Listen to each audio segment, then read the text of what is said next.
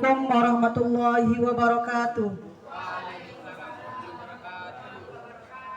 Alhamdulillahirabbil alamin, wassalatu wassalamu ala asrofil anbiya'i wal mursalin wa ala alihi wa sahbihi ajma'in, amma ba'du. Yang terhormat Bapak Kepala Desa Bengkel, yang terhormat Bapak Ketua BPD Desa Bengkel, yang terhormat Bapak Kadus Bengkel Selatan Mekar, dan yang terhormat Ibu Kadis DP2K, DP3K BP2A Provinsi, dan yang terhormat Bunda Psikolog dari Provinsi. Alhamdulillah bisa hadir pada sore hari ini. Dan yang saya sayangi adik-adik semua yang hadir pada sore hari ini. Alhamdulillah pada hari Sabtu ini kita bisa berkumpul dalam acara sosialisasi pencegahan pernikahan anak. Terutama di Desa Bengkel kita ini banyak kejadian yang sudah kita alami, terutama di di Bengkel Selatan Mekar. Alhamdulillah kami dari Relawan Sapa, Sahabat Perempuan dan Peduli Anak mempunyai inisiatif dan dibantu oleh pihak desa juga untuk mensosialisasikan pernikahan anak niki supaya tidak terjadi pernikahan anak. Marilah kita buka acara ini dengan sama-sama baca basmalah. Acara selanjutnya sambutan dari Bapak Kepala Desa Bengkel, kepada beliau dipersilakan.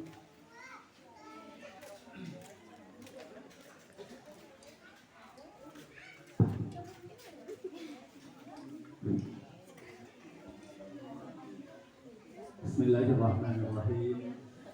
Assalamualaikum warahmatullahi wabarakatuh.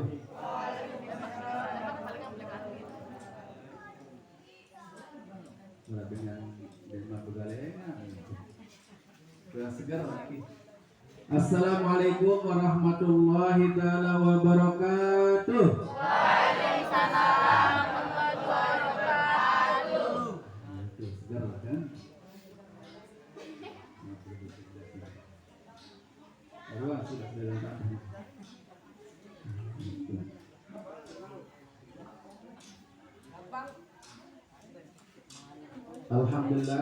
Alhamdulillahirabbil alamin wa bihi nasta'in ala umuri dunya waddin, wassalatu wassalamu ala asrofil anbiya'i wal mursalin sayyidina Muhammadin wa ala alihi ashabihi ajma'in, amma ba'du. Yang sama-sama kita hormati ibu-ibu kita di depan ini yang dari provinsi, baik itu dari psikolog maupun dari BPD P3A di Provinsi Nusa Tenggara Barat. Yang saya hormati Bapak Ketua BPD, yang saya hormati Bapak Kepala Dusun Bengkel Selatan Mekar, yang saya hormati Bapak Ketua RT yang sempat hadir, adik-adik dari Relawan Sapa, kemudian adik-adik dari KKN Poltekkes Mataram. Yang saya banggakan anak-anakku yang ada di Dusun Bengkel Selatan, baik yang putra maupun yang putri, singkatnya hadir rahmatullah. Pertama, mari kita panjatkan puja dan puji syukur kita kepada Allah SWT, karena dengan limpahan rahmat serta izinnya pada sore hari ini di tempat yang barokah, tempat yang mulia di musola ini kita dapat berkumpul. Pertama adalah silaturahim dengan ibu-ibu kita dari provinsi, okay? Alhamdulillah niki langsung dari provinsi, bukan dari kabupaten, yang datang dari provinsi, datang silaturahim dengan kita, kaitannya dengan bagaimana kepedulian terhadap kita yang ada di Dusun Bengkel Selatan Mekar ini. Selanjutnya selawat dan salam mudah-mudahan tercurahkan kepada junjungan alam Nabi kita Nabi Muhammad SAW beserta keluarganya, para sahabat, para pengikut, dengan harapan mudah-mudahan kita semua mendapatkan syafaat kemudian nanti, amin ya rabbal alamin. Atas nama Pemda Desa, pertama menyampaikan ucapan selamat datang kepada Ibunda berdua, kemudian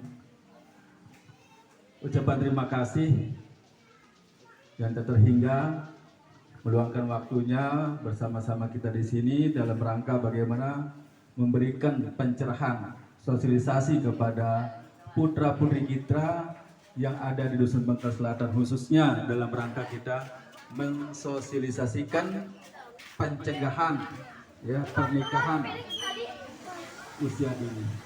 Ampura walaupun dulu sekitar tahun 2017 dan 2018 kita sudah kerjasama dengan LBH Apik ya. Jadi dari awal dulu kami kemudian desa hampir setiap tahun kami alhamdulillah pada saat ini ada kegiatannya sama adik setiap bulan untuk mengadakan kegiatan pembelajaran asosiasi dan sebagainya sampai ada kegiatan yang lain. Begitu juga kepada adik-adik yang hadir pada saat ini, ya saya ucapkan terima kasih. Mudah-mudahan dengan adanya sosialisasi tentang pencegahan, ya pernikahan dini, ya adik-adik atau anak-anakku yang ada di Bengkel Selatan, ya khususnya secara umum di Bengkel bisa kita sama-sama laksanakan. Dulu Undang-Undang Nomor 174 umur pernikahan itu boleh 16 tahun.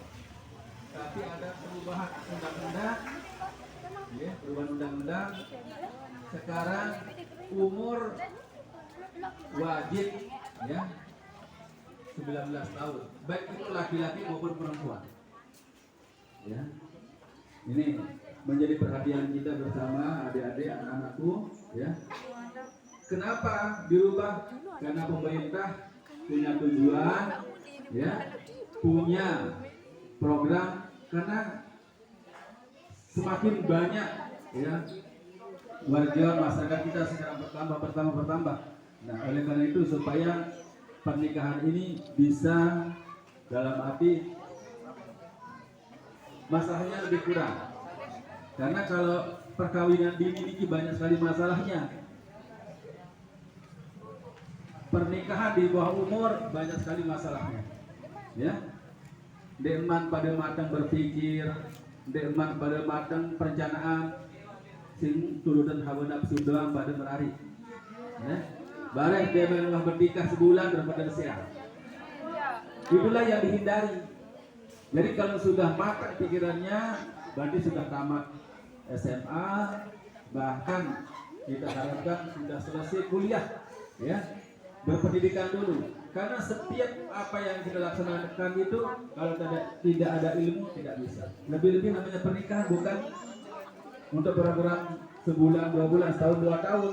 Program dari sejak kita mulai sampai seumur hidup kita, ya, dan akan menurunkan keturunan sebagai generasi penerus kita.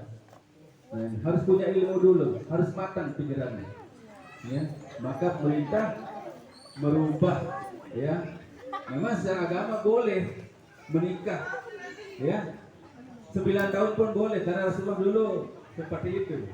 Tapi zaman sekarang ini kalau adik-adik nikah sekarang belum punya bekal khususnya tentang ilmu, ya akan amburadul nanti ya pernikahannya. Ya, harus kita siap segala-galanya nih, baik materi maupun segala-galanya kita harus siap ini. Kebanyakan adik-adik tidak punya ilmu, ya maka silakan sekolah dulu, ya. Terutama yang laki kami harapkan, ya silakan luluskan sekolahnya, dan adik-adikku yang putri, anak-anakku yang putri, ini sebagai masukan, jaga dirimu dengan baik, ya.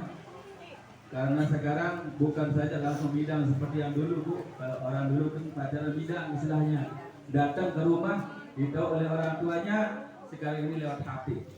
Orang tuanya tidak tahu, keluarganya tidak tahu, ini yang menjadi masalah yang banyak. Kita tidak tahu dengan siapa dia berpacaran, dengan siapa dia kenalan. Ini menjadi masalah yang sangat berat. Ya. Oleh karena itu, saya berpesan kepada anak-anakku, adik-adikku, ya, pilih-pilihlah orang dalam mungkin berkenalan lewat media ini dan hati, ya, supaya jangan terjadi seperti yang sudah, ya, yang sudah. Karena banyak pelajaran yang kita bisa petik, ya. Ada warga kita yang mohon maaf, ini jangan sampai terulang ada kawin sama di luar agama kita seperti itu.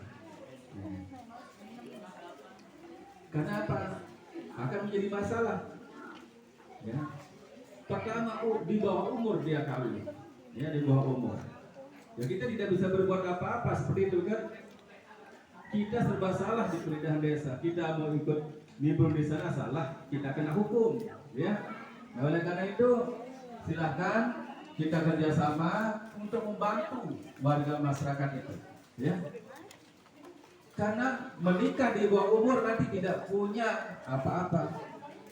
Buku nikah tidak punya. Kalau buku nikah tidak punya berarti secara, ya, negara, ya, tidak ada, dalam arti tidak ada haknya, sudah dikatakan seperti itu kan? Karena tidak tercatat sebagai warga negara. Ya.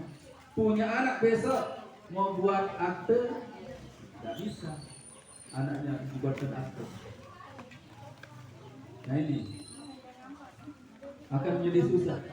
Nah, kalau umurnya sudah mencapai 19 tahun, insya Allah, ya, kita dari mulai pemerintahan yang paling bawah, dari RT, dusun, bisa melayani. Kita di desa juga tinggal, ya, membuat DNA, hubungan dengan tua, begitu akad nikahnya langsung keluar buku nikahnya. Kalau sudah punya buku nikah, besok punya keturunan, punya anak yang lahir, bisa dibuatkan akte kelahiran, ya, bisa. Karena kebanyakan, mohon maaf, sekarang yang tidak mendapatkan bantuan itu yang tidak lengkap administrasinya, sehingga bapak ibu sering menyalahkan kita, saya tidak pernah dapat apa-apa, saya tidak pernah dilayani oleh desa, tidak pernah dilayani oleh kepala dusun, karena administrasinya yang tidak lengkap, ya. Dan lengkapilah semua itu. Maka kami berpesan sekali lagi kepada anakku semua, jaga dirinya dengan baik, karena kita sosialisasi supaya anak-anak, adik-adik bisa mempertahankan dirinya, bisa menikah nanti di umur yang sudah ditentukan, ya.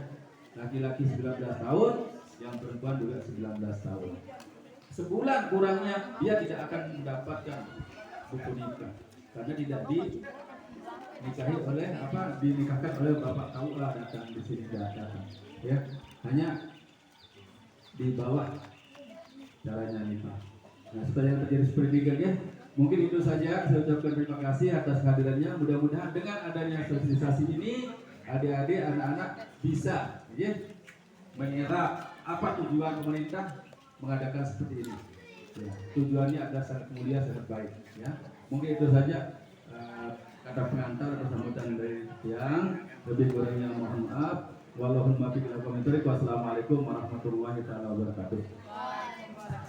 Waalaikumsalam warahmatullahi wabarakatuh. Terima kasih banyak kami ucapkan kepada Bapak Kepala Desa Bengkel. Sambutan selanjutnya yaitu Bapak Ketua BPD Desa Bengkel mengenai bagaimana pernikahan beda agama. Kepada beliau dipersilakan. Mohon adik-adik untuk memperhatikan supaya tidak salah mendengarkan apa yang diberikan oleh Ketua BPD Desa Bengkel.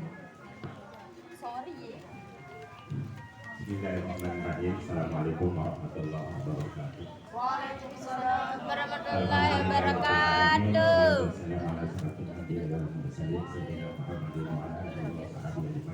Itu dari provinsi yang berhormati, Bapak Desa, Pusat Kadir Sosial Setempat, relawan Bapak, adik-adik, anak-anakku yang berada di dusun Selatan Mekar.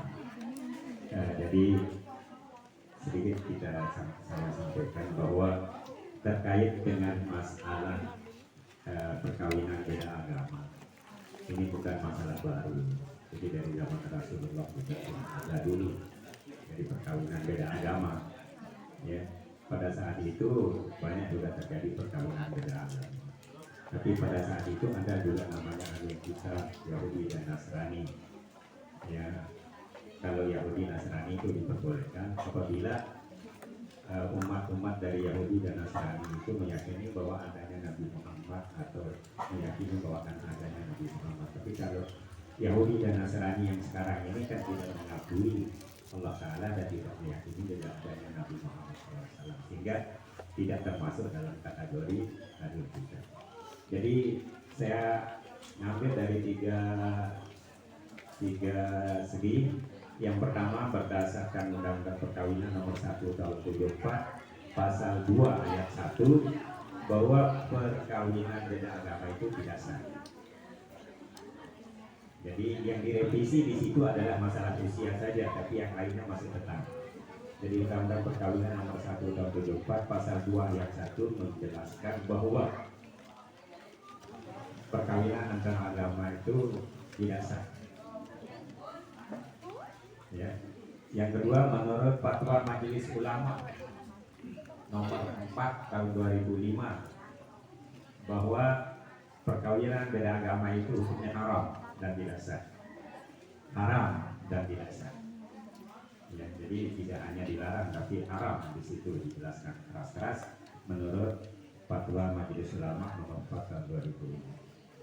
Sedangkan menurut Al-Qur'an, silakan nanti adik-adik dari surat Al-Baqarah ayat 221.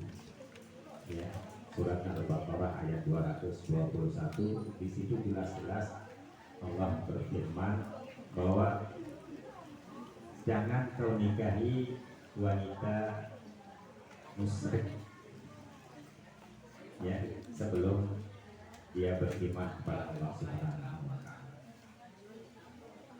Begitu juga sebaliknya, jangan kau nikahi laki-laki musyrik sebelum dia beriman kepadanya.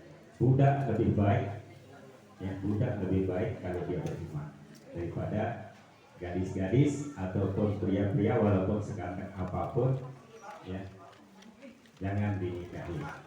Jangan mau menikah dengan orang yang berbeda agama, karena haram hukumnya. Kalau sudah haram hukumnya, berarti selama kita melakukan hubungan suami istri itu masuk dalam kategori zina. Ya, zina. Kalau 3 kali kita melakukan itu sehari, berarti 3 kali kita melakukan zina. Kalau zinanya orang yang yang masih muda-mudi, artinya yang belum pernah nikah secara sah, itu akan diganjar, akan dicampur sebanyak 100 kali setiap melakukan zina. Terus bagaimana hukum anak-anak kita? Oleh sebab itu, kalau kita akan kawin dengan orang yang berbeda agama, itu neraka jahanam. Ya, neraka jahanam. Jadi sudah jelas-jelas. Bagaimana cara kita menghindari? Ya, jangan bermain, jangan bergaul, jangan terlalu intim dengan orang-orang yang berbeda agama. Berteman boleh, ya, bergaul boleh, tapi jangan terlalu dekat. Kalau ada yang menjurus kepada arah-arah seperti itu, ya silakan dihindari. Jadi salah satu cara kita hindari. Ibu-ibu, bapak-bapak yang ada di sekitar ini, ya ini tolong dicek anak-anaknya. Kalau kira-kira, ya, kalau kira-kira anaknya ada hubungan dengan yang berbeda agama, tolong dicegah. Ya, jangan kita dahulukan cita-cita daripada akidah kita. Akidah yang perlu. Kita akan kekal selamanya di dalam neraka kalau kita akan kawin dengan orang yang berbeda agama. Artinya berbeda agama itu ketika dia menikah masing-masing bawa agamanya.